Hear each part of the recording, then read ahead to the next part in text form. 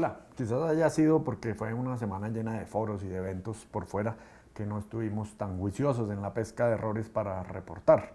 Pero lo que sí hubo fue un par de quejas interesantes de mencionar. La primera fue por nuestra portada del pasado miércoles en el impreso, con la llegada a la zona donde se haría la conferencia de las FARC de sus principales líderes, entre ellos pues alias Timochenko. Un suscriptor dejó saber su molestia por un detalle y es que en el crédito de la fotografía decía prensa FARC. Su queja era que pues antes de dejar sus armas y de que el proceso de paz entrara en vigencia, un periódico de la seriedad del Espectador presentara en su primera página a las FARC como si fueran una agencia de comunicaciones legal. Hombre, don Nicolás, tampoco. Era una fotografía suministrada por las FARC, efectivamente, que tiene en efecto un equipo de comunicaciones, pero eso no quiere decir ni que les estuviéramos haciendo propaganda, ni que estuviéramos legitimando sus horrores del pasado. Otra insinuación, algo relacionada en este ambiente tan sensible, preplebiscito, surgió de una entrevista al gran Lucho Herrera, ahora que Nairo Quintana repitió su hazaña de ganar la Vuelta a España. Era una entrevista vieja de julio de 2015 y que, sin embargo, volvió a circular ahora a raíz del triunfo de Nairo.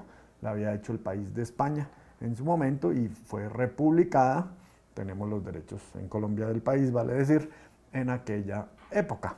Pues Jorge Tovar, que además es columnista aquí del periódico, muy juicioso comparó la versión que publicamos en ese entonces en El Espectador y la del País de España también en ese entonces, y se preguntó muy perspicaz en Twitter por qué un par de preguntas que se le hacían sobre la paz aparecían en la versión del País y no en la versión del Espectador. Pues no, Jorge, no fue una maniobra para ocultar los reparos que Lucho le hacía al proceso. La razón es que de que no estuvieran estas preguntas es que en esa versión fue la que se publicó en el impreso en julio del 2015, por lo cual hubo que editarla para que cupiera y los muchachos de deportes en aquel momento no consideraron que su opinión sobre el proceso de paz fuera lo más relevante. Tal vez hoy sí, y por eso pues las agregamos esta semana por su comentario en la versión digital que comenzó a recircular. Aunque, bueno, hay que tener de presente que esos reparos fueron al proceso en aquel momento, en lo que iba, y no ya al acuerdo logrado. Habría que preguntarle a Lucho de nuevo qué opina ya hoy.